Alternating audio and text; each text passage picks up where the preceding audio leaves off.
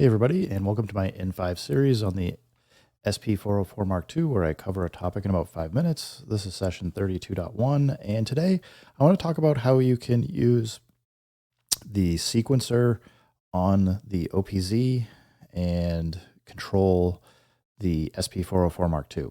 So a few things that are important to know is, first thing I would do personally is hold Shift and pad 13, go to Utility, get into Systems, and go to your MIDI tab.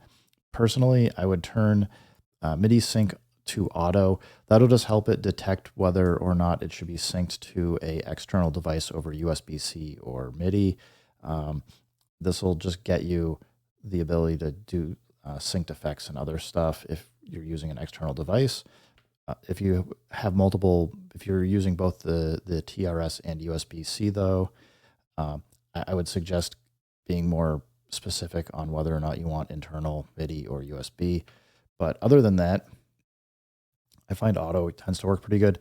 Personally, I would turn MIDI sync out off just so that you're not, in this case, if you're sequencing from an external device, you're just not sending that sync data back out and causing yourself any loops or other problems.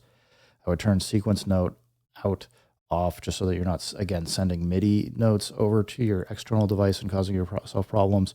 Soft through is a similar one where if you send a note to the Mark II, it will, if you have soft through on, it's going to send it back out over the TRS out for your MIDI, and you might not want that, so I would turn that off. Similarly, the USB MIDI through, if it's getting a note in, it will then send that note back out over USB MIDI through. In this case, because I've got the USB-C to USB-C setup is how I'm using this, I'm going to leave that. And PCRX, I forget what that is, program change, receive probably. I guess that's fine to leave on. Anyway, so as I said, I've got the USB-C going to USB-C. This is handy because in this case, the OP-Z can function as a USB host, so it will connect over this device. It will see it as a USB-C device and be able to send the MIDI data over that we want to be able to sequence. So from here, just a few things to know, and I've got my phone up. I'm trying to adjust my light levels as much as I could so you can actually record it, because otherwise just getting a white screen. But on the OP-Z, you're going to want to hit your little screen button here and scroll over to MIDI setup.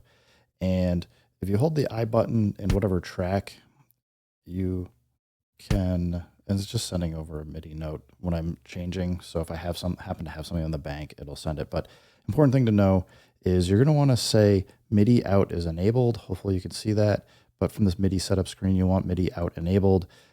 The clock in enabled, I'm going to turn that off in this case because I don't want that.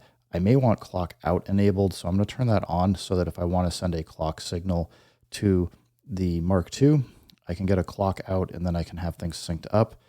And the other thing to know here is where it says channel 1. By default, the way this is set up is for each track, it's going to be set up. Track 1's set to MIDI channel 1, track 2 to MIDI channel 2, track 3 to MIDI channel 3, etc. And you can kind of see if I keep going through, you've got 16 tracks total. I've got the default setup where they're all set up to the matching channels.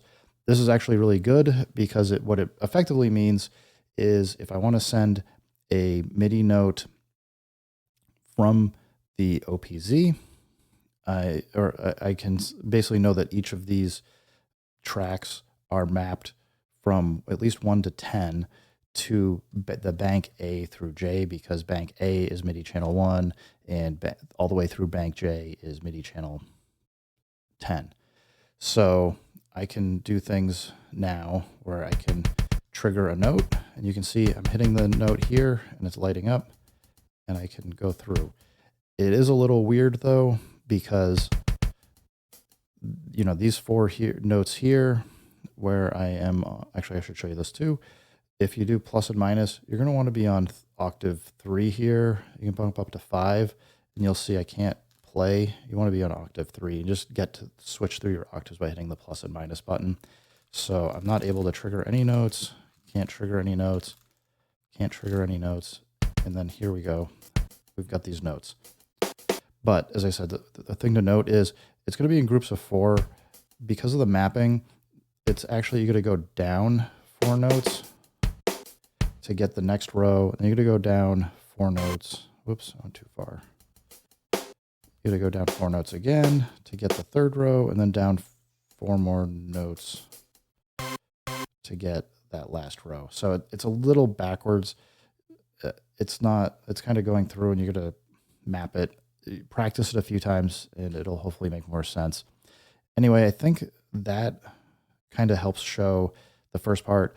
Next up, in the next video, I'll show how to do some sequencing on the OP-Z and a few things that I'll also have for some comments on how I'd set it up. But anyway, guys, hopefully this helps get you set up and started with an OP-Z and being able to communicate out for the Mark II and get that set up. So guys, keep making music, keep having fun, and peace.